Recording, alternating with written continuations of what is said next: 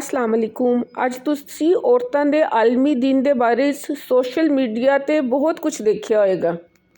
ਅੱਜ ਮੈਂ ਤੁਹਾਡੇ ਨਾਲ ਉਹਨਾਂ ਔਰਤਾਂ ਦੇ ਬਾਰੇ 'ਚ ਗੱਲ ਕਰਾਂਗੀ ਜਿਨ੍ਹਾਂ ਤੱਕ ਮੀਡੀਆ ਨਹੀਂ ਪਹੁੰਚ ਸਕਦਾ, ਨਾ ਉਹ ਔਰਤਾਂ ਮੀਡੀਆ ਤੱਕ ਪਹੁੰਚ ਸਕਦੀਆਂ। ਇਹ ਔਰਤਾਂ ਸਾਰਾ ਦਿਨ ਇਹ ਭੱਠੇ ਦੇ ਉੱਤੇ ਕੰਮ ਕਰਦੀਆਂ, ਸਾਰਾ ਦਿਨ ਕੰਮ ਕਰਨ ਦੇ ਬਾਵਜੂਦ ਵੀ ਇਹ ਆਪਣੇ ਖਰਚੇ ਪੂਰੇ ਨਹੀਂ ਕਰ ਪਾਉਂਦੀਆਂ।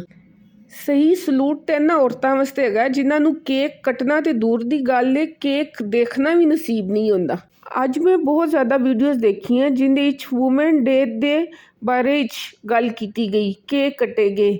ਮੈਂ ਤੁਹਾਡੇ ਸਾਰਿਆਂ ਦੇ ਕੋਲੋਂ ਇੱਕ ਸਵਾਲ ਪੁੱਛਦੀ ਹਾਂ, ਇਹਨਾਂ ਔਰਤਾਂ ਦੇ ਹਕੂਕ ਦੇ ਬਾਰੇ ਦੇ ਵਿੱਚ ਕੌਣ ਆਵਾਜ਼ ਚੁੱਕੇਗਾ? ਭੱਠੇ ਦੇ ਉੱਤੇ ਔਰਤਾਂ ਨੂੰ ਕੰਮ ਕਰਦੇ ਵੇਖ ਕੇ ਯਕੀਨ ਕਰੋ ਮੇਰਾ ਬੜਾ ਦਿਲ ਦੁਖਿਆ।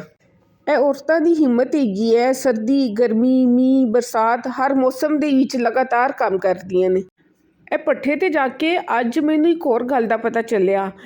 ਇਹ ਇੱਕ ਔਰਤ ਰੋਜ਼ ਦੀ 1000 ਇੱਟ ਬਣਾਉਂਦੀ ਏ ਔਰ ਉਸ 1000 ਇੱਟ ਦਾ ਇਹਨਾਂ ਨੂੰ ਕਿੰਨੇ ਪੈਸੇ ਮਿਲਦੇ ਨੇ? ਸਿਰਫ 1200 ਰੁਪਇਆ। ਮੈਨੂੰ ਇਤਨੀ ਹੈਰਾਨਗੀ ਹੋਈ ਹੈ ਗੱਲ ਸੁਣ ਕੇ ਕਿ ਸਾਰਾ ਦਿਨ ਇਹ ਮਿਹਨਤ ਕਰਦੀਆਂ ਨੇ। 1000 ਇੱਟ ਬਣਾਉਣਾ ਕੋਈ ਮਾਸੀ ਵੇੜਾ ਨਹੀਂ ਹੈਗਾ। 1000 ਇੱਟ ਬਣਾਉਣਾ ਤੇ ਪੈਸੇ ਕਿਤੇ? ਸਿਰਫ 1200 ਰੁਪਇਆ।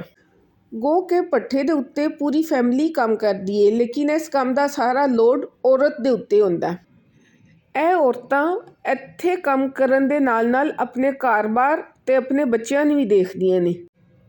ਇਹ ਦੇਖੋ, ਇਹ ਔਰਤ ਨੇ ਥੋੜ੍ਹੀ ਜਿਹੀ ਕੰਮ ਵਿੱਚੋਂ ਬ੍ਰੇਕ ਲਿੱਤੀ ਹੈ ਤੇ ਆਪਣਾ ਬੱਚਾ ਲੈ ਕੇ ਬੈਠੀ ਹੋਈ ਹੈ ਤੇ ਦੂਸਰਾ ਬੱਚਾ ਦੇਖੋ ਮਿੱਟੀ ਦੇ ਵਿੱਚ ਬੈਠਾ ਹੋਇਆ। ਮੇਰਾ ਨਹੀਂ ਖਿਆਲ ਕਿ ਇਹ ਬੱਚੇ ਜਿਹੜੇ ਹੈਗੇ ਨੇ ਕਦੀ ਸਕੂਲ ਵੀ ਜਾਂਦੇ ਹੋਣਗੇ। ਇਹਨਾਂ ਨੂੰ ਇਸ ਬੱਚਿਆਂ ਨੂੰ ਸਕੂਲ ਜਾਣਾ ਵੀ ਨਸੀਬ ਨਹੀਂ ਹੁੰਦਾ। ਅੱਜ ਮੇਰਾ ਇਹ ਵਲੌਗ ਬਣਾਉਣ ਦਾ ਸਿਰਫ ਮਕਸਦ ਇਤਨਾ ਜਿਹਾ ਹੈਗਾ, ਜਿੱਥੇ ਅਸੀਂ ਔਰਤਾਂ ਦੇ ਹਕੂਕ ਦੀ ਗੱਲ ਕਰਨੇ ਹਾਂ ਤੇ ਇਹਨਾਂ ਔਰਤਾਂ ਦਾ ਵੀ ਇਤਨਾ ਹੀ ਹੱਕ ਹੈਗਾ ਜਿਤਨਾ ਕਿ ਦੂਸਰੀਆਂ ਔਰਤਾਂ ਦਾ। ਇਹਨਾਂ ਔਰਤਾਂ ਤੱਕ ਪਹੁੰਚੋ ਤੇ ਇਹਨਾਂ ਦੀ ਮਦਦ ਕਰੋ। ਇਹਨਾਂ ਦੇ ਵਾਸਤੇ ਵੀ, ਇਹਨਾਂ ਦੇ ਹਕੂਕ ਵਾਸਤੇ ਆਵਾਜ਼ ਚੁੱਕੋ ਤੇ ਇਹਨਾਂ ਦੀ ਜ਼ਿੰਦਗੀ ਨੂੰ ਵੀ ਆਸਾਨ ਬਣਾਓ।